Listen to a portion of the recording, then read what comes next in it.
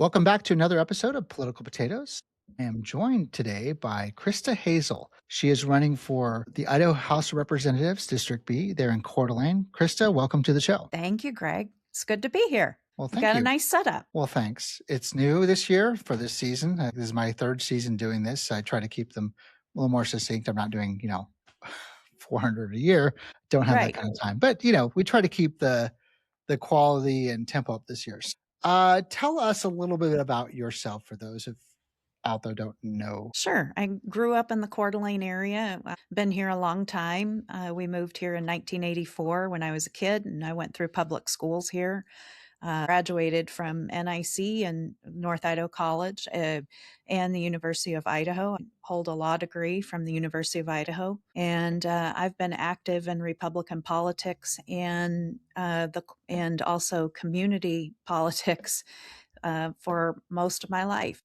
And so, what prompted you to go down to the Secretary of State's office and say, "Hey, I'm running"? The community just isn't represented from my point of view in Boise. We have a lot of things that our community locally supports, like public schools, fire, North Idaho College. They're very important to our community. And yet we have a representative, my opponent, she's a two-term incumbent, that doesn't support those things, often votes against them. And so I think we need to have a voice that represents parents like myself who are concerned about some of our treasured community assets. And I want to see a voice that represents those things in Boise, as well as try to limit the Boise overreach and maintain local control. The issues that I'm running on are public education and local control and lower property taxes. What are you seeing in this race on the ground? What kind of feedback are you getting? What are you hearing? There's a lot of positive feedback. There's a lot of people have felt like we haven't had good candidates to choose from and that they want to have a candidate that represents them. They might be a parent in the public school system, or they might care or need North Idaho College. So that's kind of what prompted me to jump in. I was pretty significant in helping turn the tide at North Idaho College. And we just need to have a different voice in Boise that is representing those things. And what I'm seeing on the ground, however, is a lot of dark money mailers coming from out of state wanting us to thank our opponent, my opponent, and for supporting education or protecting parental rights. Yet what I'm seeing is not match in those mailers and the paid door knocking events. I'm not seeing the rhetoric match the action steps in Boise by my opponent. So it's an interesting observation, something you bring up. I've seen with a lot of other campaigns, this trend we're seeing within Idaho politics is that there are factions and groups within the Idaho Republican sphere that they say they're grassroots, right? But they rely on third parties to get them elected. How much of what you say is going on with your opponent's race that is truly grassroots, the candidate themselves doing the door knocking, doing the politicking, doing the cottage meetings versus outside support? I'm not really seeing much of her in the community outside of basically a bubble that's controlled by the Kootenai County Republican Central Committee and the various groups that are supporting her, that are funded by out-of-state groups.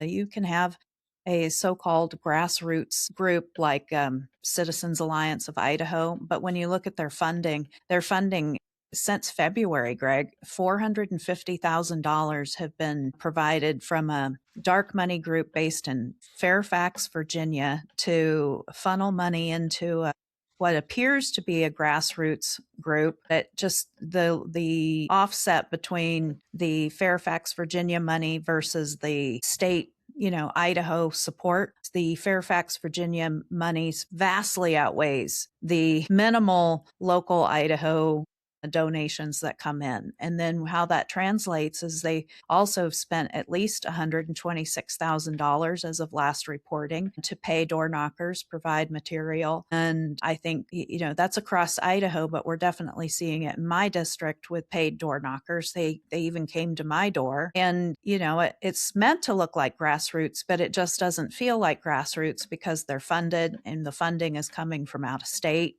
Whereas my campaign is funded by Idahoans, local and statewide, as well as Idaho industry, local and statewide. So really two different candidates and very night and day difference between us. And so this race really is about getting the vote, turn out the vote. And as we know, these races are mainly decided in May. And so with the closed Republican primary and the two or three factions that are in Kootenai County, I'm the only one that's running against a sitting legislator with a pretty legitimate campaign that's well funded. I feel like I'm an experienced candidate that offers real choice at the ballot box. And so, it's going to be exciting. Doesn't necessarily mean it will all be positive, exciting. There's some negative exciting that happens. It's just there's a lot of excitement and energy in Legislative District 4. And, we need to buckle up. That part of the state I've written about extensively. I've followed your work for many years.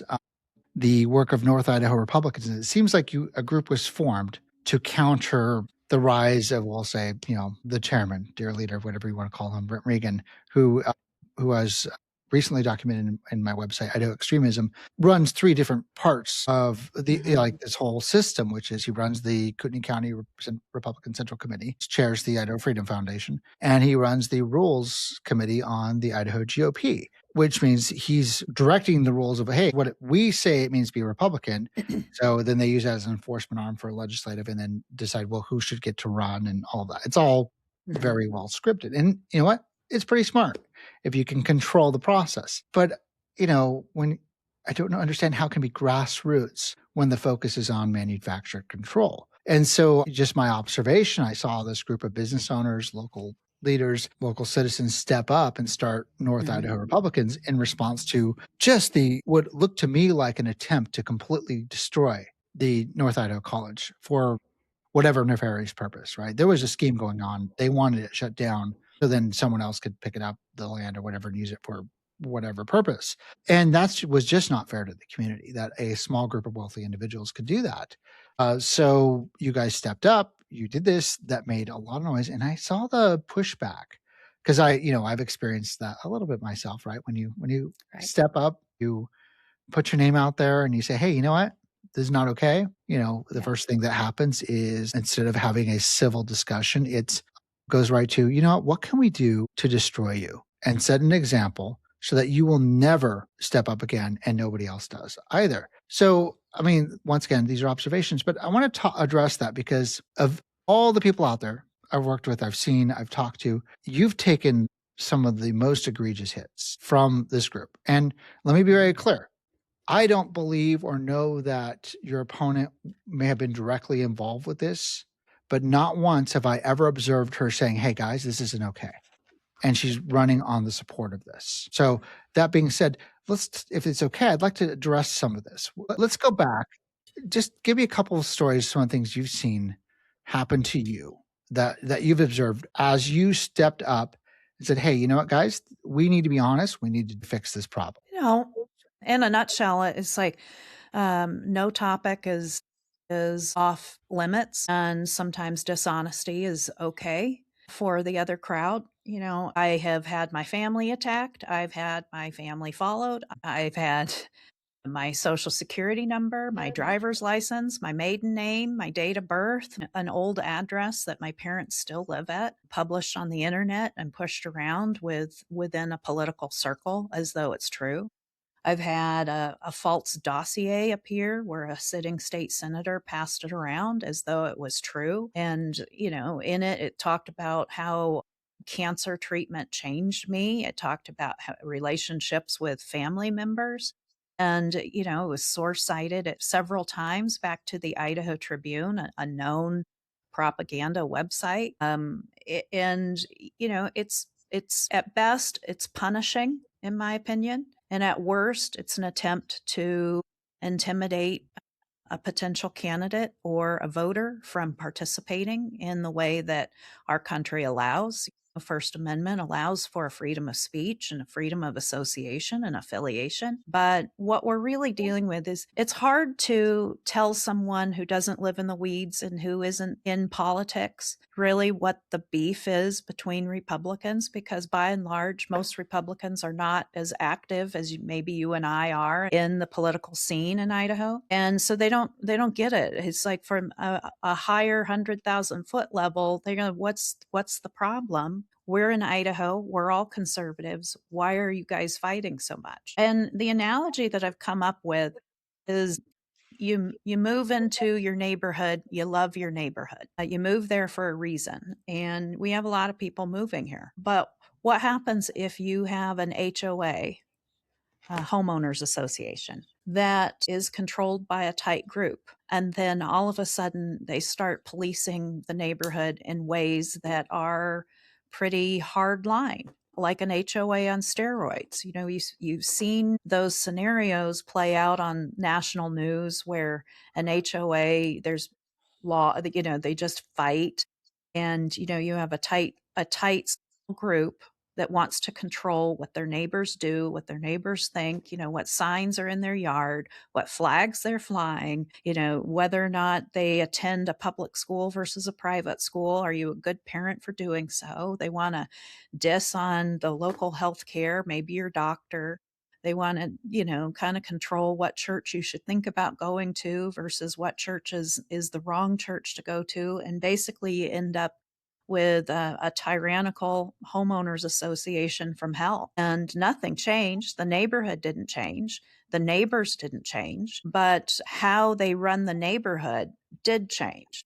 And that essentially is what's going on in Kootenai County. Is you have a group of folks who, like the North Idaho Republicans, who want to stand up to that kind of, you know, neighborhood tyranny. And precinct by precinct by precinct, we see this control not working for our community. And yet it is the official party, but they're using that logo and that committee as a way to one size fits all control our county. And I just disagree with it. I saw the damage that it was doing to our public institutions that help our economy. They give opportunity to students of all ages, and that's at North Idaho College.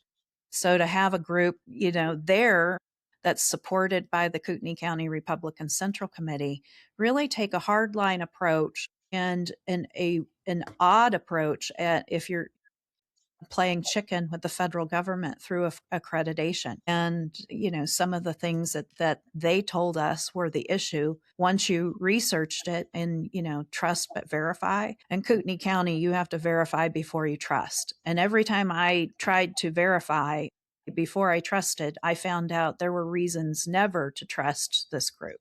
And that's why I'm running. My opponent was the treasurer of this group until she was fined and then needed to resign to make it cleaner. And in the situation of the Idaho Freedom Caucus, she just transferred the treasurer duties to her husband. So, you know, is that independent enough? I'm not sure, but that's for other people to talk about. But, you know, those are kind of some of the things that we're seeing in North Idaho that, you know, make it harder for a community to thrive and make it harder for folks to find good candidates. And that's often at the 100,000 foot level is why can't we find better candidates in our community? It's because better candidates don't want to endure the wrath or the harassment that comes with being a candidate that's working against what is now the establishment. Is the Brent Reagan's crowd is established. And if you're anti-establishment like I am with regards to the Republican Central Committee,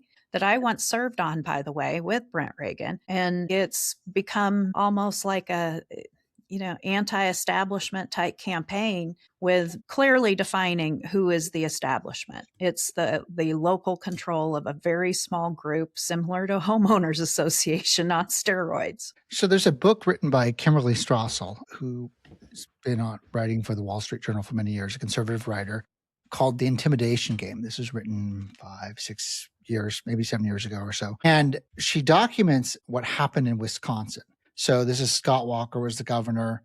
This is the anti-union, the right to work push. And there was an extreme effort by the Democrats who had built this machine, and we'll call it a political machine, right? You had people at the top with significant resources who installed their people in office to ensure, backed by, in this case, it was I think the unions. So they had the financial support from there.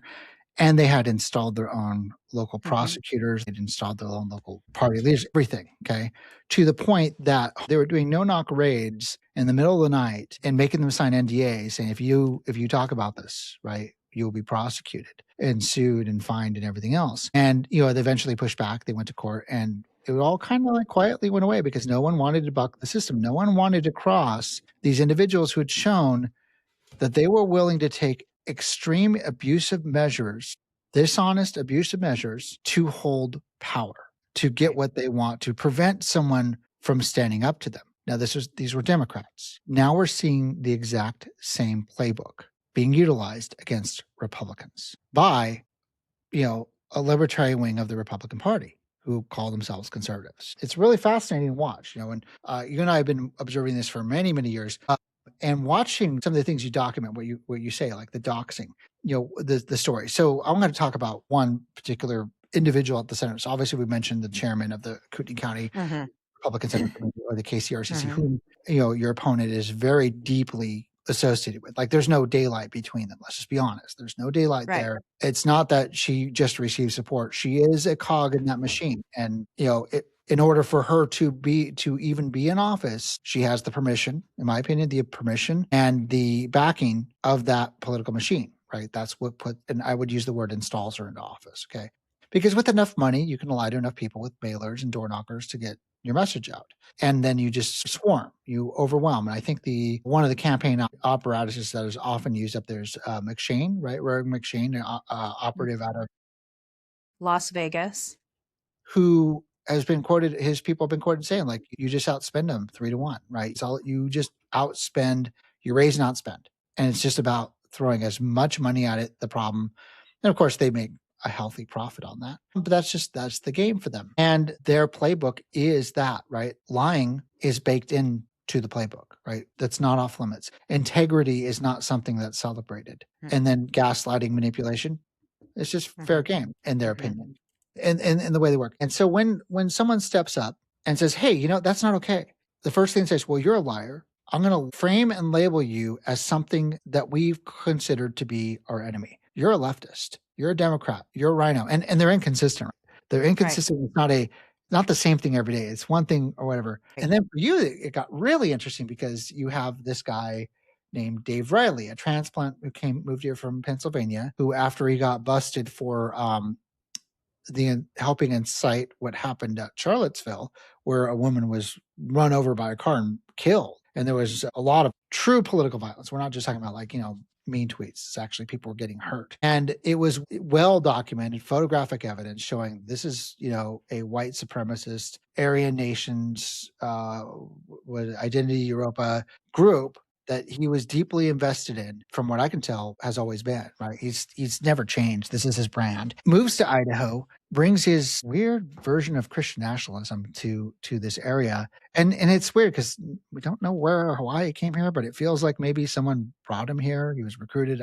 He knows how to do media pretty well, right? He's got a podcast. It's very professionally done. He's built multiple websites. And from what I can tell, I have no idea how many fake Twitter accounts he has, but it seemed prolific, right? From what I can tell, there's bot networks behind what he's doing to amplify the signals to make it look like one is bigger than they are. And that's called astroturfing. Once again, another not honest thing that is welcomed by this group. So you have all these things happening. And this guy who, and I'll give him credit, right? He's pretty good at doing opera research. And the things he dug up about you, we're going back to your childhood, or 30 years ago, 40 years ago, whatever, long time. One has to ask, why? I mean, they say, oh, well, you're just obsessed with me. But someone who's willing to go that level of effort, as often as he does, well, if I did that, right? A second I publish a dossier that says, oh, here are the literal documented facts. Well, you're just obsessed with me. Conspiracy theorist. You're a liar. Okay, well, show me where your own quotes and the quotes in the newspaper that I'm sharing is lying, right? Please please, I welcome the Mhm. validation, right? And so this guy goes after you, publishes all these things. And then when you look at him, you look at what he says, not an honest word out of his mouth. And the framing is, you're the bad guy. You're the one who's being contentious. You're the lightning rod. Nobody should ever be seen with you or they will get attacked, because that's the message. And it's Right. that confrontational politics playbook, right? They lean into the contentions. They are the ones actively engaged in unchristian contention, and then say that they are the devout Christians that are just doing it because you're the evil one.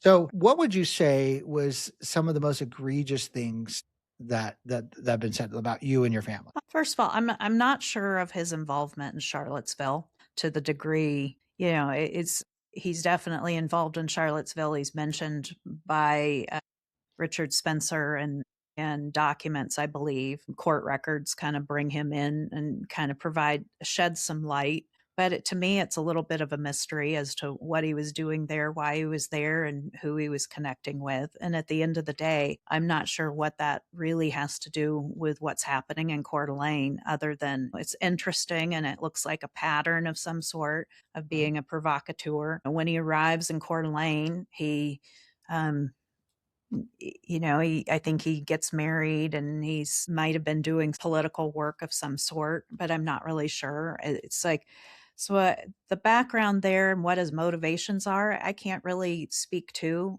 But when it comes to my family, sometimes I can't decide if he has an issue with my father, who's a retired FBI agent, or if the issue is with me. But some of the most egregious things are just experiencing harassment often, experiencing being a topic often on his podcast where he says severely false, misleading things that at times can be dangerous, to what times he will claim that there's been a conspiracy afoot in Coeur d'Alene for many, many years. And I'm just the second generation of more conspiracy.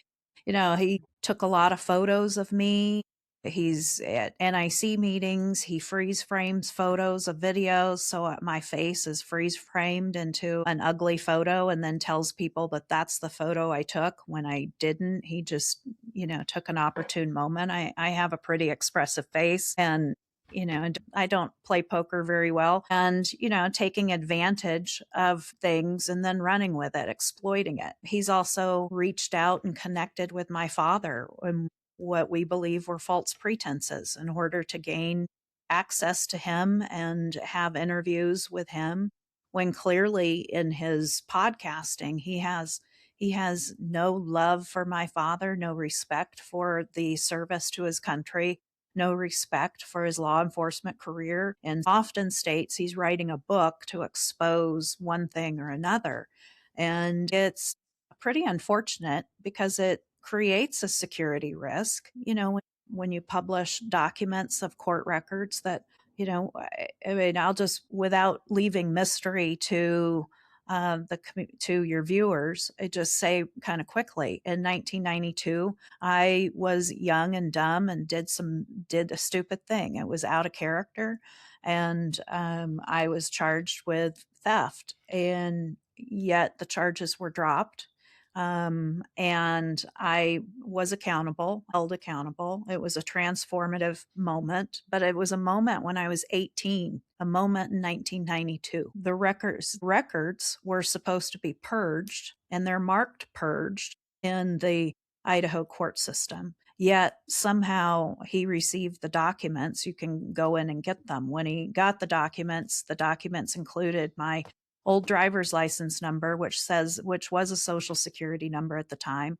The other documents posted it just does say SSN and writes my social security number. It includes my date of birth, includes my maiden name, includes a former address. My parents still live at. They're aging. They're in their 80s. And, this shouldn't be that way.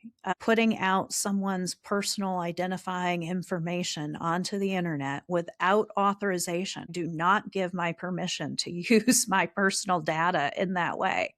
But I was never asked, and he thinks it's cute to live stream this and zoom in on it when it really is, one way to deal with it is to sue him. Another way to deal with it is to ignore it. And, one way to deal with it is to just call it out when I see it. And at times I've had to do that. So I've talked about this in the Idaho Statesman.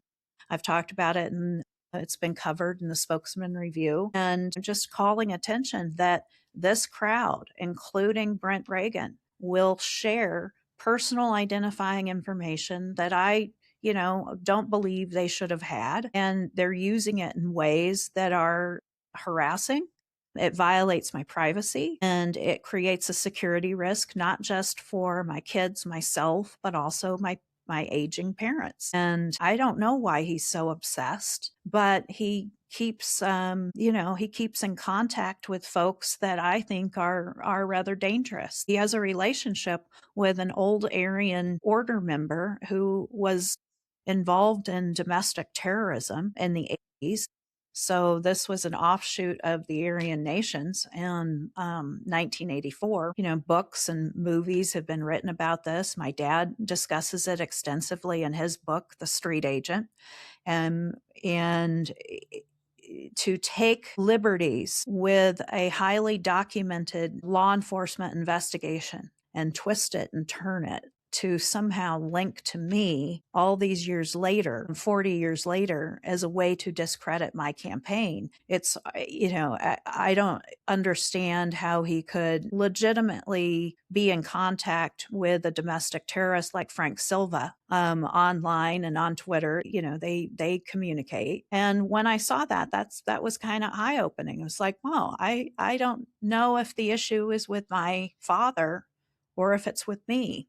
But it's a convenient storyline narrative to exploit, which I believe, in my opinion, that's what's happening. And, what the motives are, I couldn't say, but it's not good. He has contact with Silva. He has contact with other people who are on do not fly lists or can't come into the country with their own problems in their own country. And it raises a lot of red flags, but at the end of the day, it's not going to stop me from doing what I'm doing. I'm going to continue to move forward as a candidate, and I'm going to try to get the vote out, because that's the only way to really remove this kind of ugly power, is to just stand for election, work through the court of public opinion as opposed to the legal system. It's much cheaper, and I think it would be more effective, is just get the vote out.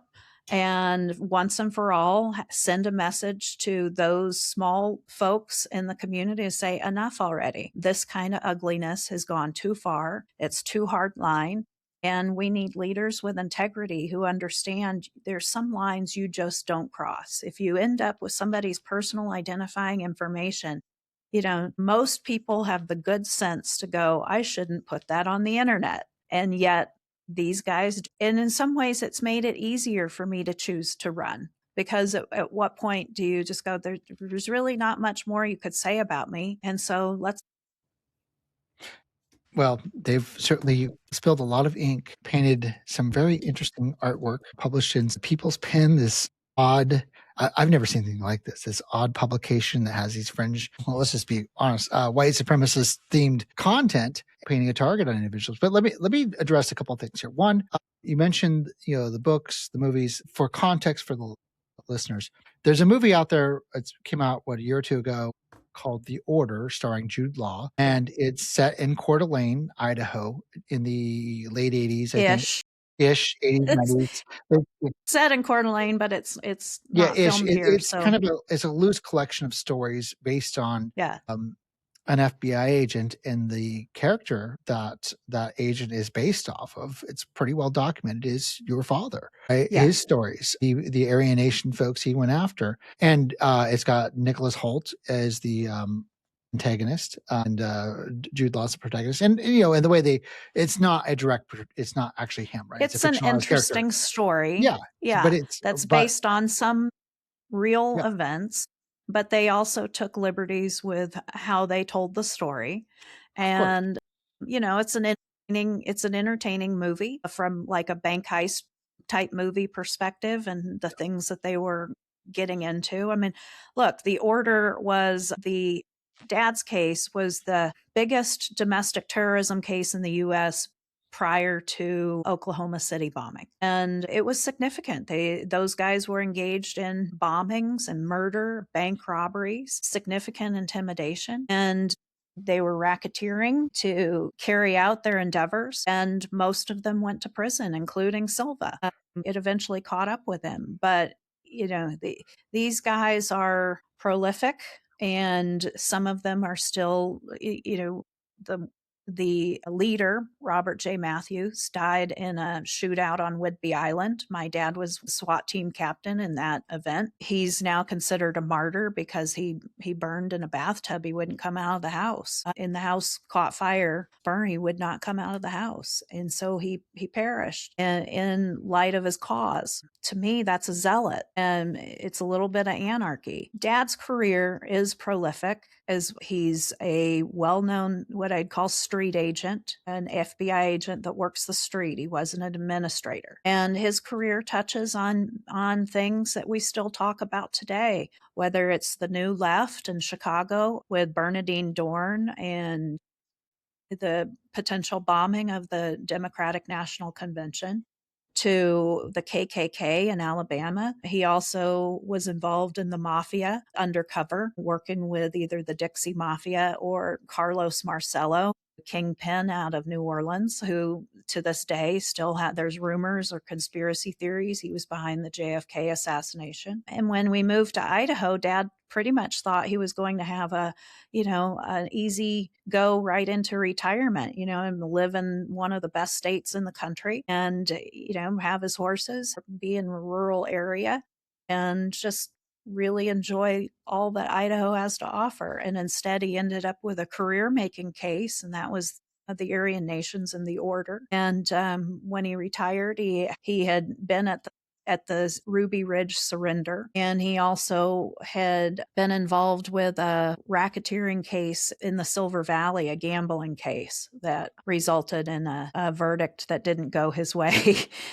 Silver Valley mining has been there forever. And so the jury just nullified. And that was, that's the way it goes. Overall, Dad's career is pretty well documented, and I'm proud of him. Call me a daddy's girl, whatever. I'm an only child, and I'm pretty proud of his career and his stories, which I've heard forever. And so it's hard to hear someone tear down or misrepresent for political purposes and clicks and Bitcoin donations. Hear Dave Reilly be just so vicious. It's just vicious, and there's no need.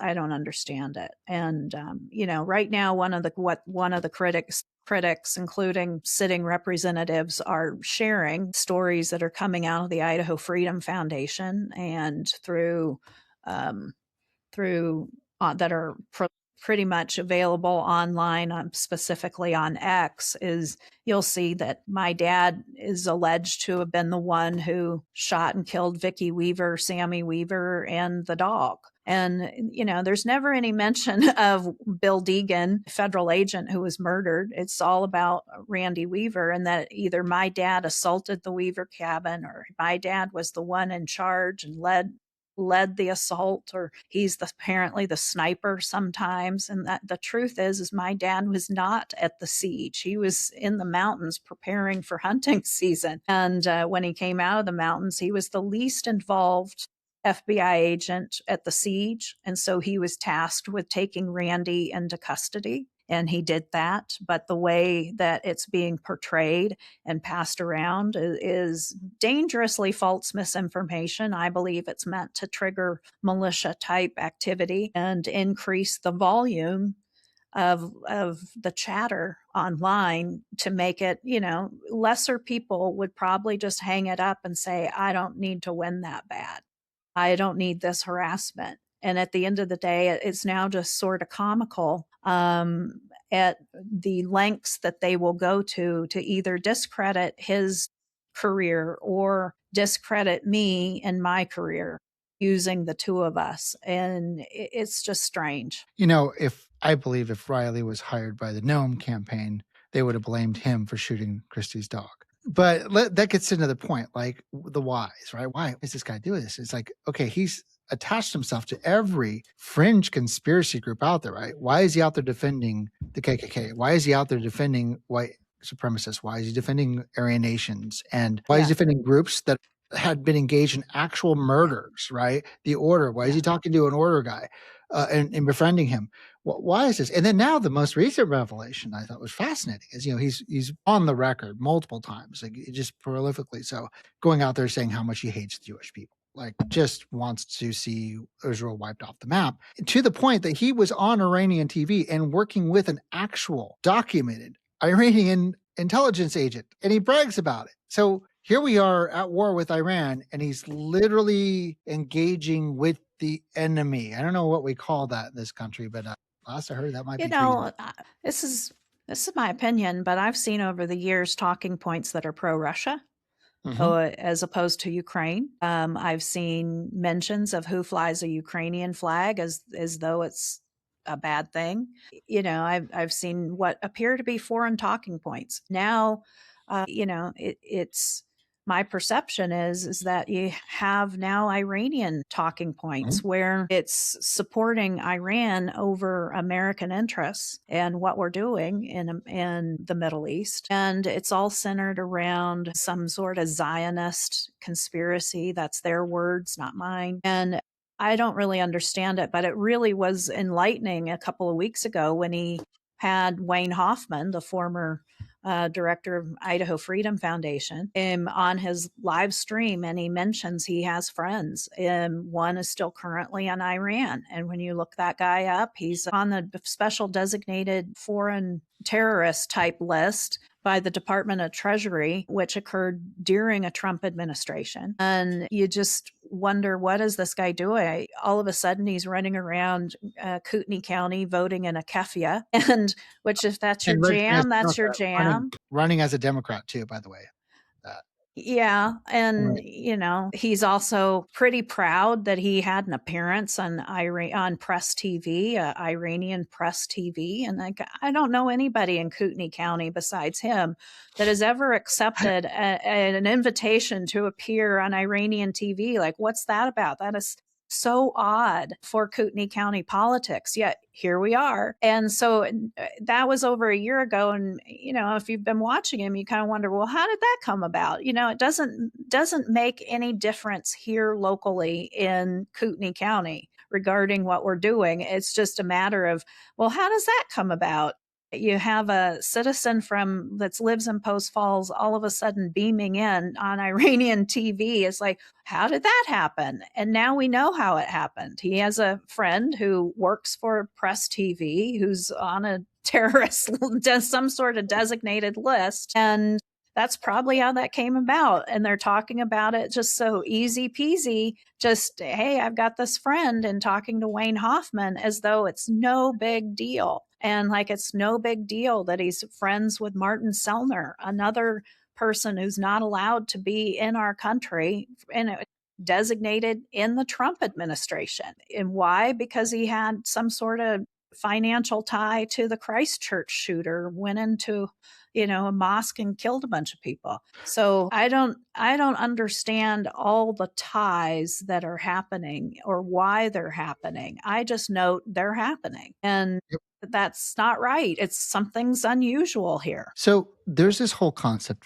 that's being virtue signaled, guilt by association, right? If you put up a sign, if you had a Democrat like your post, right? If one donation years ago came from one Democrat to a group of Republicans, suddenly you're guilty by association. You're a Democrat. We painted the Democrat as the left, they're Antifa. Therefore, you're Antifa. You're a Democrat. You're the left. You're evil. You are the enemy, right? They make guilt by association. We see this literally every single day in all of their media, all their posts. Well, she's a rhino. She's this. She's this.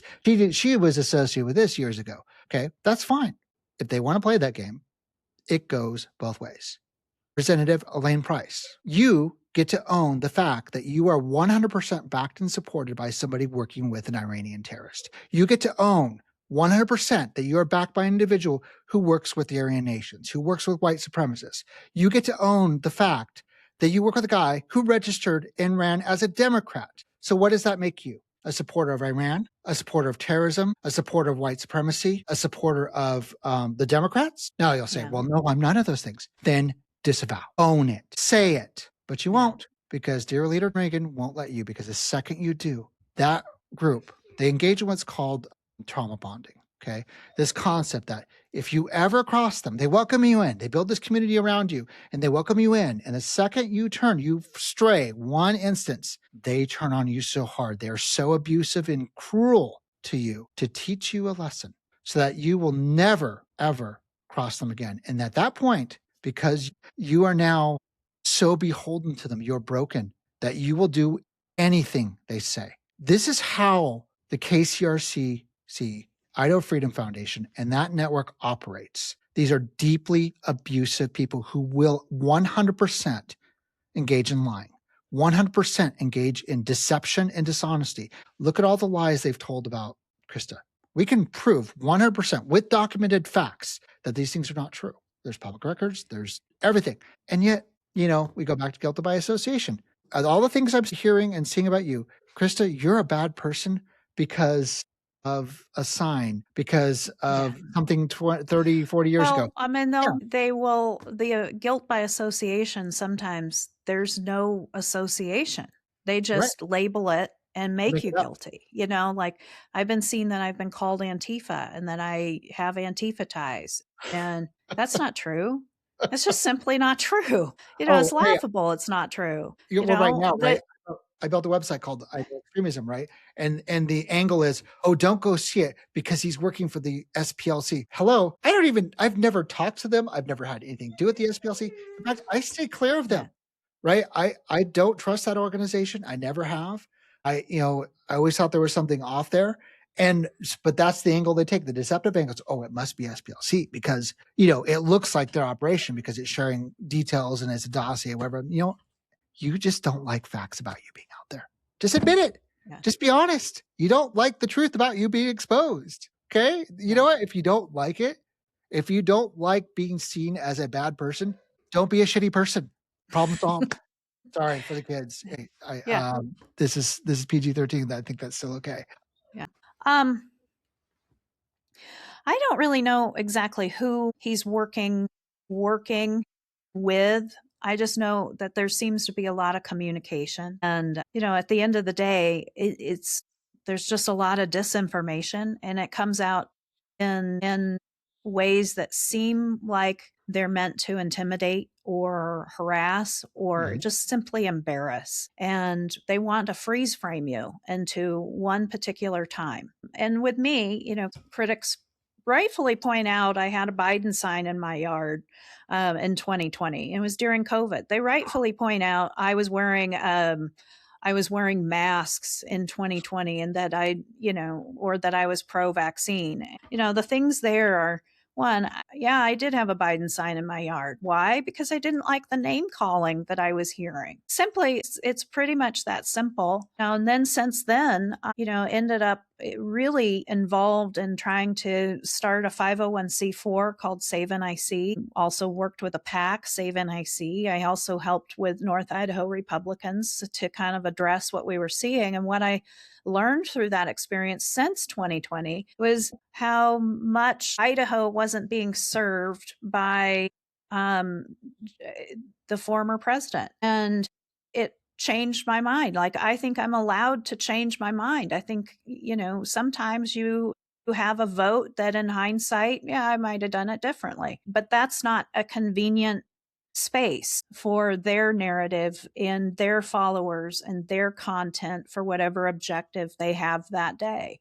And, with regard to Biden, here's why I supported Nikki Haley in 2024 is because, our border policy wasn't good. It was a disservice to how we did things.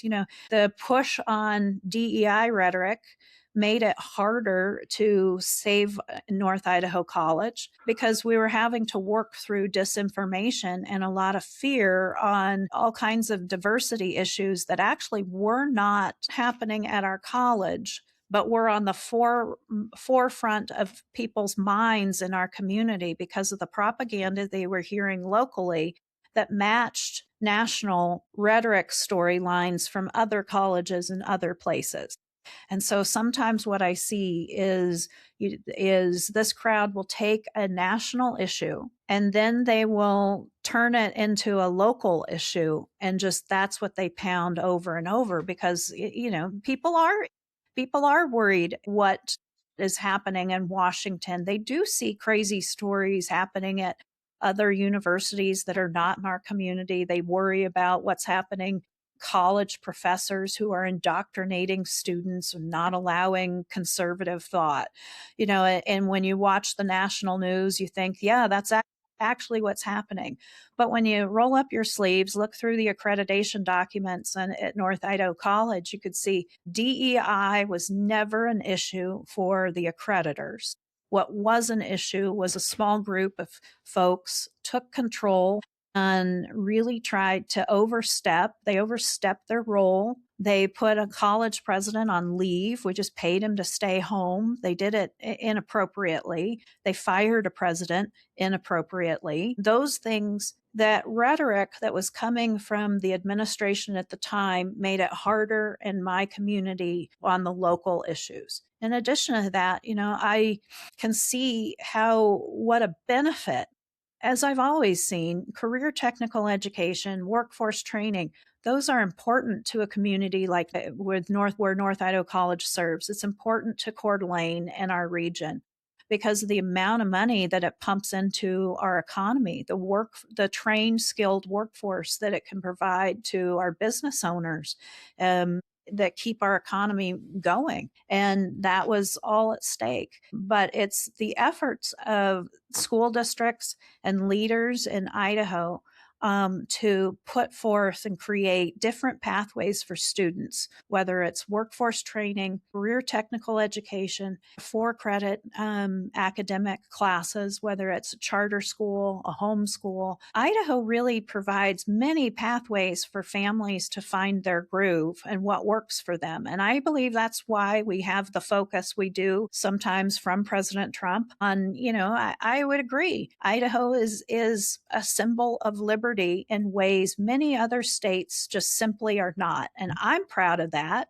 But I can also say there's reasons for that. One reason is we had, starting around 2007, 2008, we made a push to have career technical high schools in the state of Idaho. And in my district, I helped a levy and then helped manage it as a school board member for an award-winning technical high school that is still in service today, and they're doing a phenomenal job. And so I can see why President Trump looks to Idaho for examples of workforce training and career technical. I can see why he values community colleges over large-scale universities.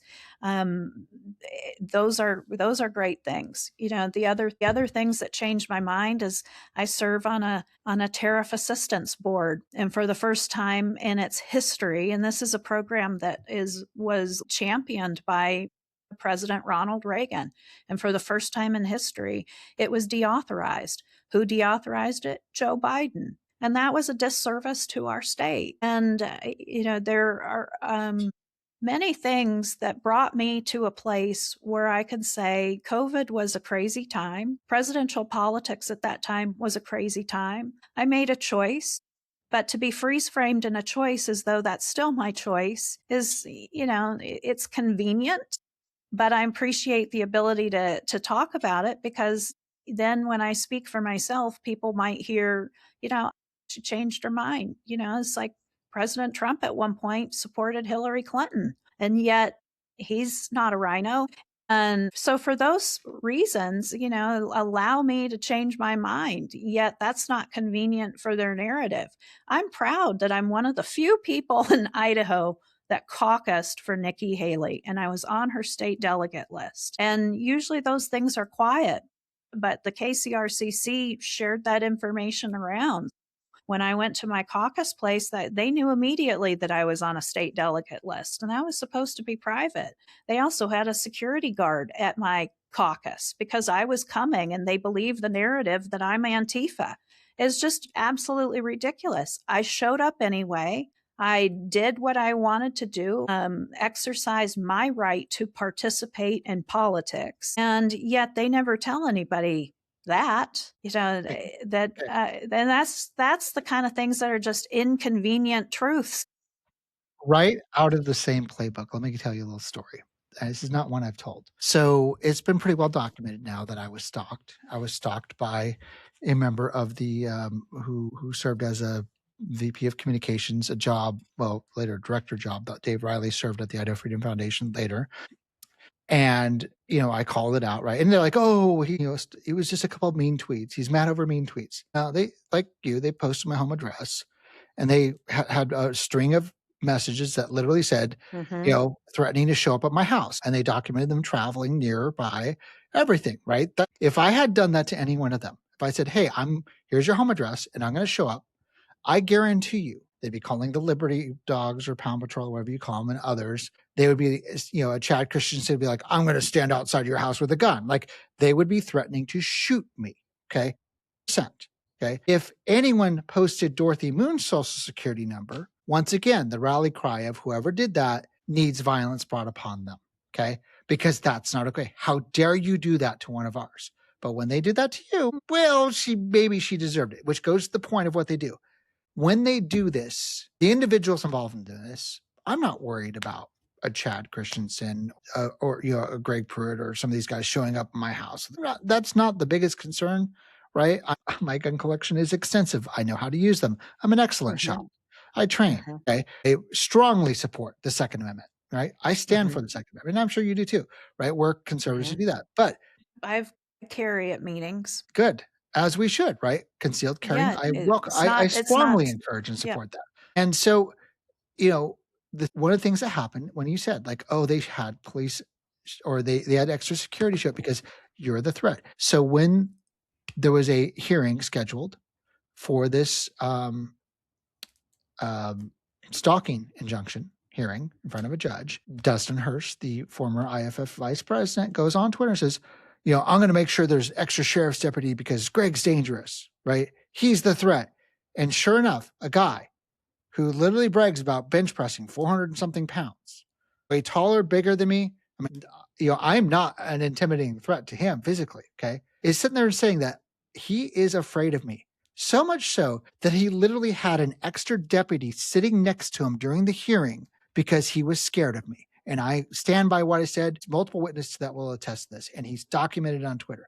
But it wasn't really that he was scared of me. It was that he wanted to virtue signal that I was the threat, right? And reinforce it like, oh, it was so bad I had to do X. Yeah. And it was completely 100% performative. And it all comes down to the one thing. They're not necessarily the ones who are going to do it. It's that they want to tell others that you are deserving of harm to come to you. That it's okay if something bad happens to Christa because we said so, because we painted her as a threat.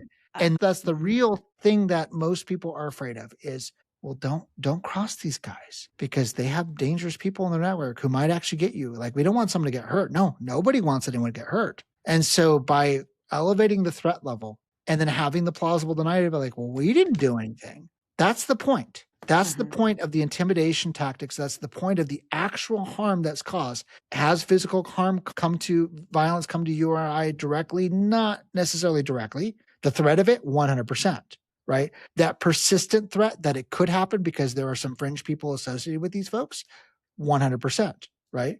Do I have concerns about my family or yours? Yes, I do.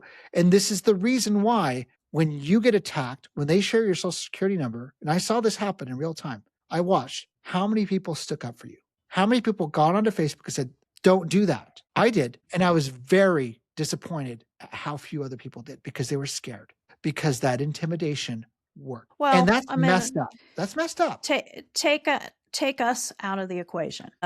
Because you run the risk of sounding like you've been victimized when I don't feel like a victim. I'm not going to put myself in that position, but take us out of the equation. There have been Kootenai County Republican Central Committee meetings where member PCs, precinct committeemen show up for the meeting, and who's standing on the walls, lining the walls behind them? It's a biker gang. And that kind of intimidation of a biker gang like that sends a message in a couple different ways. It sends a message that leadership thinks that they need to have protection. Something bad may happen. Who? And then the other message it sends is to the PCs who thought about bucking the system or thought about raising their hand to have a moment of accountability. Like, what didn't we say in this previous meeting this, but now we're saying that? Or like, you might think twice about whether or not you support something or you don't. You might think twice about whether or not you even participate in a secret ballot system, because everybody knows the secret ballot system isn't all that secret. And, it really does limit participation in that moment of people are not weighing the policy that's on the table. They're weighing whether or not they want to lift their head up and vote the way they know to vote versus the way, if they voted that way, it might cause trouble. And you don't really know what the trouble is. They just know they don't want trouble like you and I have seen. And so it really does quell participation and encourages lockstep behavior. It really does encourage that small HOA to, think of the HOA if they had, a biker gang policing the neighborhood. Sure. Nothing's changed, but everybody feels like there's some tyranny going on. And, that's problematic. And the messages sometimes are a little scary. You see people around Ruby Ridge anniversary. They will say that, my dad needs to an eye for an eye kind of thing. And so one of his family members needs to go. Or they'll say posts like, they need to send me a black wreath, and that's a symbol of a law enforcement officer has been killed. And, is that just popping off, as people do on social media? Or is that actually, will somebody actually take that step or go a little farther? Because, we know the loud names on social media. Who we don't know are the quiet people who kind of live in the shadows. And it's that kind of stuff that, they intend to create a moment of doubt of like, well, are we safe? And then if, I've had a family member be contacted by law enforcement because they needed to up their security because all of a sudden their name's being mentioned in private groups that is raising attention from law enforcement. That's when you have to take it more seriously. But at the end of the day, people are entitled to their opinions, even if they're wrong. There is a part of First Amendment issues that do play into this. But, and there has been some harm. There's not physical harm, but, it's problematic to have every election, your credit cards get hacked almost without fail. We'll need to change a debit card or a credit card because it's been hacked and used in inappropriate ways. I'm not on the dark web, but I bet you my name and my information is. And, to have to go lock down your social security number. It's not like a debit card where you just get a new one. Your social security card, your social is tied to things like education records. It's tied to car loans. It's tied to, you try to open up any account that's valuable, you've got to use your social security number. So, you have to take extra steps to protect your own personal identity. And is that a physical harm? No, it's a headache. But it's more of a potential financial harm. And they don't care. And so it's like they need to be careful when they're sharing this, because if and when there is a harm, then there's documentation of like, well, who created the security risk? But at the end of the day, I guess they have a right to say some of the things they have said. They haven't completely crossed every line with regards to me that I've felt like I was really going to spend the massive amounts of money it would take to play this in a court of law. And at the end of the day, like I said, I would rather, there's two courts. There's a court of law and there's a court of public opinion. I would rather just shut up and run and take these guys out in a way that like remove them Re-election. from power and the good old fashioned way of, through an election, not through violent means, not through litigation that could go on for years and cost lots and lots of money. It actually doesn't need all of that. What is needed are good people to step up and run for office and create a pressure scenario through running for office, and that the people have spoken. And if the will of the people say, enough of this kind of political rhetoric, this is not serving our country. It is fueling political violence. You can look to Charlie Kirk. You can look to President Trump. You can look to those on the Democrat side, like Nancy Pelosi's family. This kind of rhetoric eventually gets into someone's hands that's mentally unstable in certain ways, or it's dangerous rhetoric.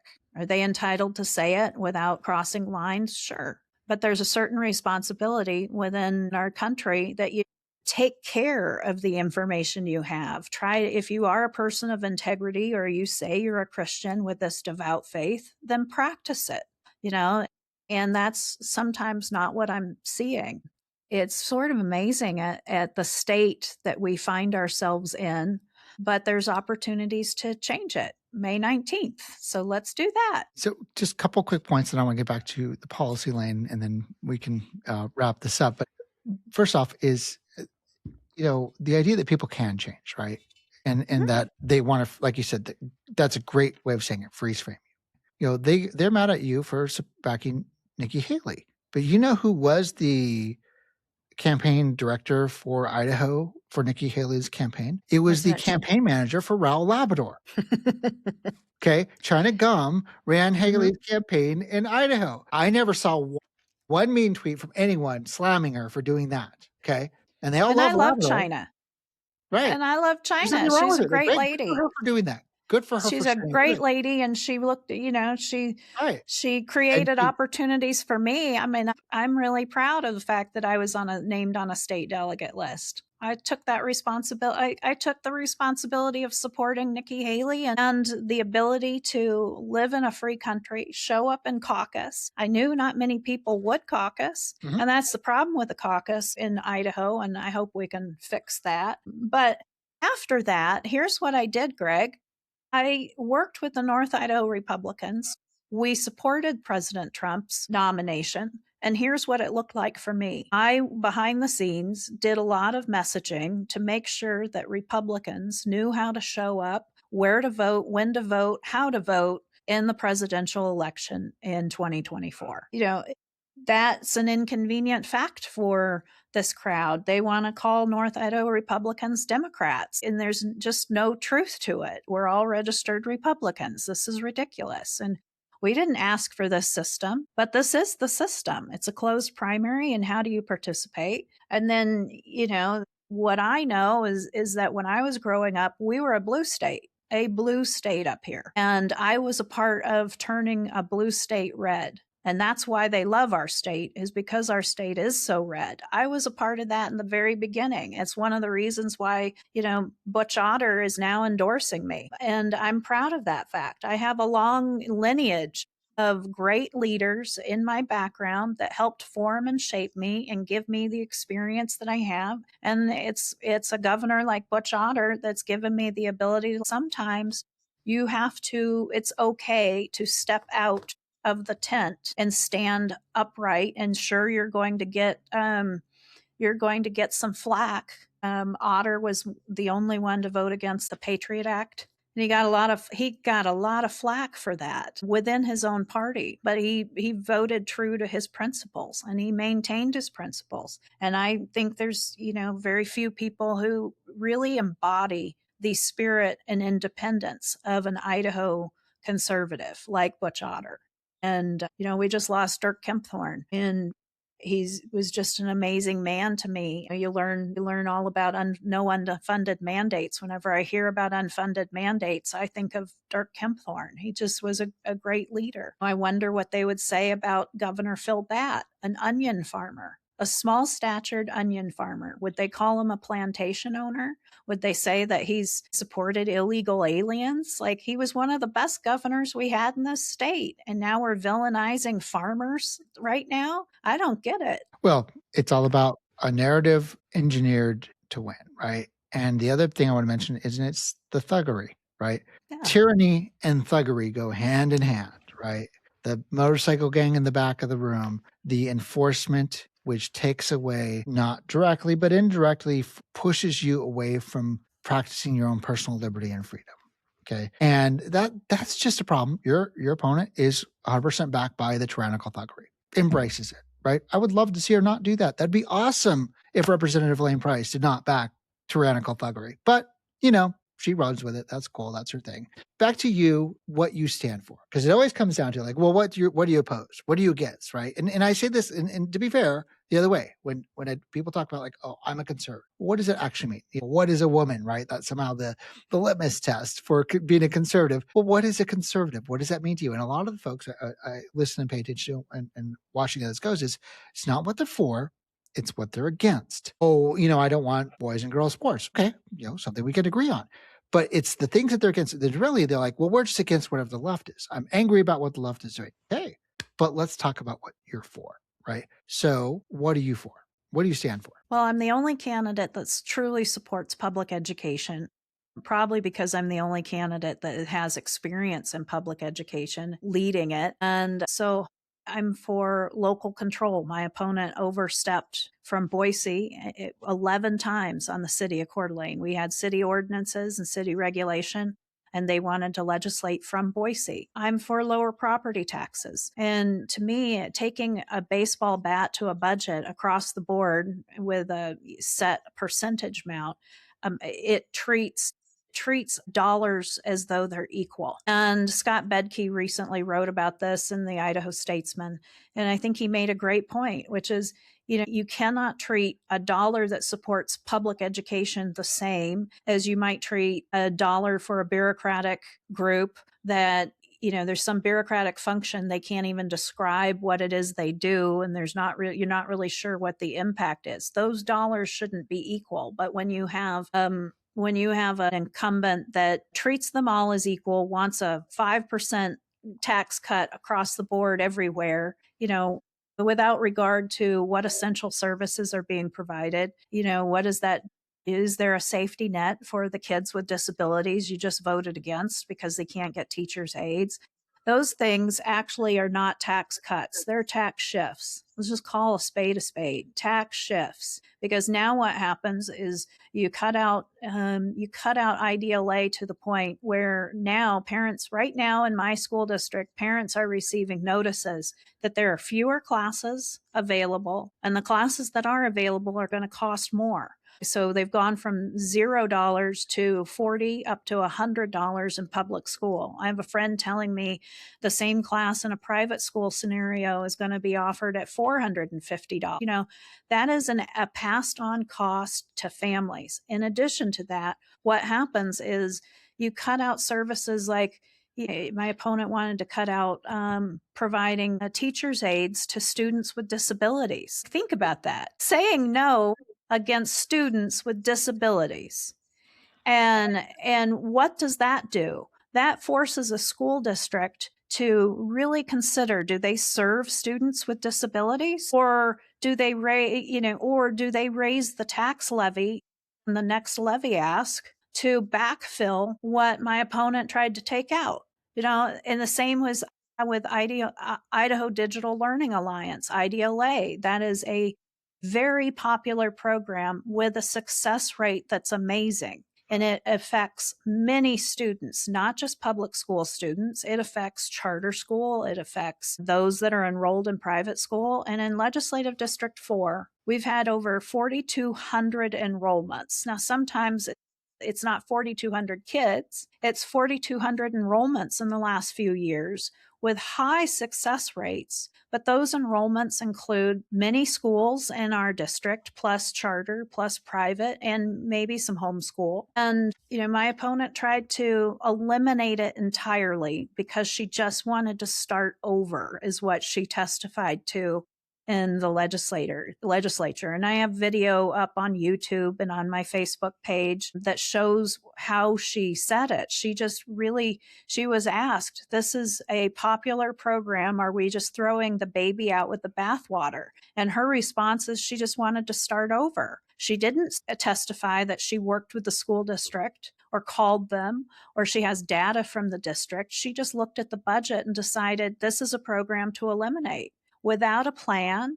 And it's unfortunate because now parents are being told by the school district, they're trying to figure out how to backfill classes. They're looking at a potential with BYU Idaho, and they're thinking about raising how this might impact the levy ask. And they're clearly lining out that because the legislature did this, we're now having to do this to you. And, this hurts our kids. It hurts families. And the price of Elaine is too high. Good line there. Very interesting. Just to be fair, and once again, I'll extend the invitation if Representative Price wants to come on the show. She's welcome to. I'm open, and we'll have a open and honest discussion. But, in my opinion, I don't know it was her idea. Well, I mean, when you look at the video, she No, she didn't gets to own it, really. right? She gets to own it. She But my gets thing to is, own my it. experience, and I had the opportunity this last year, of doing a little lobbying for organization and individuals which surprised many people because it allowed me to bring the son of the president to Idaho, like showing, hey, wow, surprise, Greg's actually a conservative. Who knew? Always have been. But yeah, no, I saw how things are going. And what it was is there are individual legislators who are not thinking as individuals. It's you get to run this for us. You do this for us. This is how this is going to work. This is the playbook, and you're the person in charge of doing this. This is what you're tasked with. And sometimes they're the sacrificial lamb on doing something like this that was brutal, right? And you know what? Maybe she's taking the hit for someone else. I don't know. To be fair, it was maybe not the best thing to do, in retrospect. But you know what? She gets to own it. She did it. And that's the thing is when you go along with a group and you do what they say, you get to own who they are. And she does. Yeah. I don't have ill will towards my opponent. Yeah. I don't. And I can't, and I don't understand, I can't speak to what her motives are behind different things. I just know that it is an interesting coincidence. I don't really believe in coincidences. But her no votes that would have direct harm on our community are votes that were maintaining her Idaho Freedom Index score. Like she chose her score, protecting her score over protecting kids in our community with a plan or parents in a community with a plan. She chose her score over, making it easier, safer for firefighters in our community in a bill she supported. It's rarely does she vote against whatever the Idaho Freedom Foundation is telling her to support. We're getting mailers from Texas telling us to thank Elaine on her support for education, but it's a single issue, vouchers, and to act like she protects children I just completely disagree that's what's going on. I see harm in our public school system, and parents are now experiencing it. Property tax owners are going to experience it in the next levy ask because we're going to have to tell the community that we're raising raising the levy ask. But why is that? Because Elaine wanted to treat every dollar as though it was the same. And then sometimes she just decided she was going to vote against even what the governor was asking for, go above and beyond the cuts. And I want to be clear. I am not for, I understand trimming the fat. I'm a conservative. Government should trim the fat. We should have less bureaucracy. But I recognize that there are essential public services that keep our state going. And what's happening now is in many cases we're trimming into bone, and sometimes we're amputating very needed programs. And that's what she was advocating for, just completely eliminating any funding for the Idaho Digital Learning Alliance, by what appears to be no communication with the school district, because they would have told her this is a popular program, not just for them, but for other families in the community. Here's a great example of kind of what is perplexing and not common sense. She supported driver's ed, that parents can teach driver's ed, and supported that bill. But then she eliminated IDLA through massive cuts. And now we don't have IDLA able to assist parents in teaching their kids driver's ed. And so how does that work? That works in, well, parents are going to ask for it. And so it'll probably transfer into a property tax. And and it'll be up to the school district and the parents that support the levy to pass that and convince the community that this is what we really want. But our community has consistently showed up to say they want to support public schools above and beyond what the state provides. And so they do that through passing levies. Parents and business owners and taxpayers, they've shown up to support less chaos, less drama at North Idaho College. My opponent signed a public petition that said she fully supported the chaos leadership at North Idaho College. She also recently just said she fully supports the Idaho GOP platform. And what that means is no education funding for higher ed, none. And her votes often reflect that. And it's like our community rose up to fight for and save North Idaho College. We now have a full board of 5 conservative, not crazy trustees who are assisting Dr. Nick Swain, an Idaho native, by the way, and they're assisting Dr. Swain in the rise of North Idaho College that now has an increase enrollment, and they're out of any sort of probation or sanction from the accrediting body. And it's just really cool to see what our community will show up and support. And yet Elaine doesn't seem to acknowledge the community she lives in. Instead, she seems to be a consistent vote that Idaho Freedom Foundation and boss Brent Reagan can rely on. It's interesting just to wrap this up is our founding fathers understood the value of an educated population, that the success of our nation was bound to how effective our education system was, and that we had the opportunity and ability to educate our citizens, that it was free and fair and available to all. However, when you look at a theocracy, education and a lot of theocratic run government organizations, the Taliban, Iran, other places, education is suppressed because an uneducated population is one that you can control and hold dominion over. And when you're a dominionist, when you hold that ideology and you're in alignment with this, then yeah, of course you're going to be opposed to education. And so do we want the Taliban running our country? No, of course not. Do we want the Christian Taliban running our country,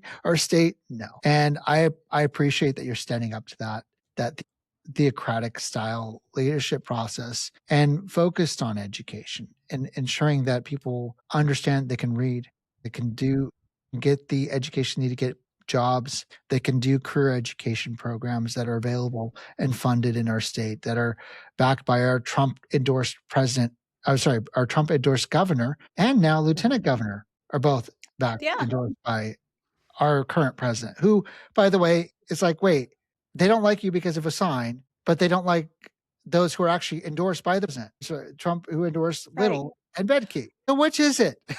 Come on. Brent Reagan. What is this? Anyway, sorry. I just had to throw that in there. All right. Well, hopefully haven't taken too much of your time. I appreciate you coming on the show. If you have any final last message for the Actually, I do, Greg. I actually do.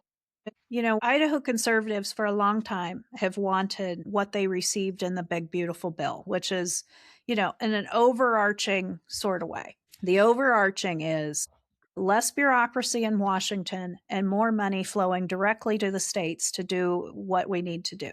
And we can have on a different day have a topic of whether or not the Department of Education needs to be eliminated or what happens. And mainly the fear over that is how are we going to seamlessly transfer leadership ownership of federal dollars to the states if we don't have the Department of Education? The same thing can be said for rural health care. And so specifically, we had $189 million earmarked out of the big, beautiful bill to transform Idaho rural health care. And props to Jordan Redmond for spearheading the ability for the legislature to accept big, beautiful bill dollars and try to create a committee that we can disseminate that in targeted ways that fulfills the intent behind the big, beautiful bill dollars that Trump supports, right? And you have $189 million earmarked for our state. It's coming. So we need to be ready, willing, and able to take that money, not drop the ball, provide seamless support within our communities to do exactly what the earmark is for. And instead, I don't know about you, I don't pay my taxes on a donation type status. I actually do expect some money back to our state from federal dollars. And yet my opponent voted no, simply because it was federal dollars, while many in her party voted yes. And in fact, she votes only 76% of the time with her Republican majority. And yet I'm the one that they fear is going to work with Democrats. Her Coeur d'Alene Press voter guide statements were kind of funny to me because if I said them, I would be just lambasted. So one is, why are you running? Well, she's running because many families didn't feel like their voice was being heard. And then she says, and that hasn't changed. She's a 2-term incumbent. I would agree with her if that's the feeling. It hasn't changed. That's the reason why I'm running, is because their voice hasn't been heard. And I'm an active, willing listener in my community. The other thing she said, what would you do over division? Well, she openly states she's working with Democrats. And if I said that, it would be proof positive that I'm something I'm not. And then when you look at her score, she's only voting 76.7% of the time with her fellow Republican majority. I guess she and is yet, and it's not to say working with Democrats are bad. It's like, of course, like I am a student of Ronald Reagan. We should have some bipartisan discussions. We should be able to kind of come from the fringes and work towards the middle for a better Idaho. But it's just funny to me that, somebody who says they support President Trump is voting no against the dollars he wants to send to our state to do things like transform rural health care. And it's like, if we said no, how are we going to support the rural health care clinics and hospitals? And there, again, like Idaho Digital Learning Alliance, she just wants to maybe start over. And there's not a plan. There's no plan that's offered. And I at least want to offer plans and do what I can to roll up my sleeves, present the voice from Coeur d'Alene that is an advocate for the assets that work in our community. And I want to support the federal system that is incoming into our state so that we can do what was intended. It's not that I asked for this. It's more like, this is what's coming. We need to get ready, because otherwise, if Republicans flub this, that would create a scenario that would allow for Democrats to win. And I'm not tribal like other people. There's a hyper-partisan crowd in Idaho that I just don't feel represents most Idahoans. Most Idahoans do choose public school, even though we have lots of choice for others. And most Idahoans are too busy to live in the weeds. But when they start to hear factual information and other ways to think about problems besides this lockstep way we keep getting hit over the head for, they appreciate knowing that there's different points of view, and they appreciate a leader who will listen. And those are the kind of things that I'll do. Well, thank you so much for joining us. Thank you for taking the time and explaining your positions, telling us what you stand for, showing, in my opinion, what appears to be true high integrity, right? That you believe what you say and you're willing to take a risk and do something and stand out, to stick your neck out there and, show that your actions prove who you are. And that means a lot. And you know what? To be fair, I think Elaine Price is right about something. It may be time to start over with a new person. Yeah, I'll agree on that. Yeah. Hey, thanks for your time, Greg. I appreciate it. Thanks for joining us, and thanks for listening to another episode of Political Potatoes.